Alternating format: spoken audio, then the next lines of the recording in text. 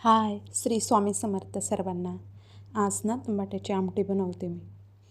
गावाकडे बनवतात बघा टमाट्याची आमटी.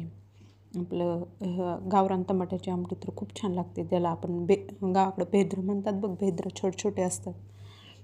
असे छोटे असतात, लिंबासारखे किंवा बोरासारखे. लय भन्नाट भारी लागते टमाट्याची आमटी, मसाल्याची, शेंगदाण्याची. तर मी तर मसाल्याची बनवते. हे आपले ह्या टोमॅटोंची मोठमोठ्या. तर इथं मी हरभरा डाळ, कांदा, आलं, लसूण भाजून घेते, खोबरं, थोडंसं टोमॅटो पण, धने. तुम्ही गरम मसाला पण वापरू शकता, असा खडा मसाला ज्याला आपण म्हणतो आहे. ते दालचिनी, लवंग, भाज्या, खसखस, दगडफूल काय वगैरे असते ना भरपूर, तर ते पण वापरू शकतात.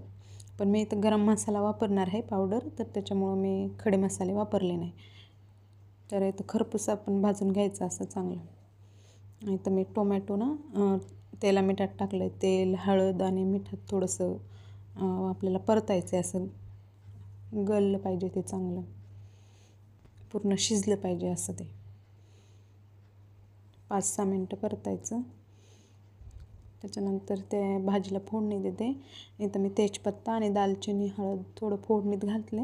आणि आपले घरगुती मसाले जे मी वापरते ते किचन किंग, सब्जी मसाला, कांदा, लसूण आणि तिखट, आणि आपला हा मिक्सरला वाटलेलं मिश्रण वाटण. ह्या वाटणाला ना जास्त परतावं लागत नाही. आपल्या ग्रेव्हीसारखं हे आपण भाजलेलं असतं आहे ना चांगलं काळसर, म्हणून काळ्या रशासारखी काळीसर होते भाजी, थोडीशी लालसर काळसर. इथं थोडं आपल्याला जसं तुम्हाला हवं आहे तसं पाणी टाकून घ्यायचं.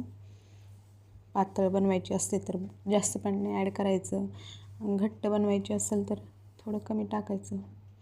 पण आमटी शक्यतो पातळ छान वाटते. जास्त पातळ पण नाही आणि जास्त घट्ट पण नाही. आता 5-7 मिनटं उकळी येऊ द्यायची आणि मग नंतर स्लो गॅसवर होऊ द्यायचं. भातावर बाजरीच्या भाकरीत चुरून एकदम भारी लागते, भन्नाट. तरी तर बघा कशी छान आले.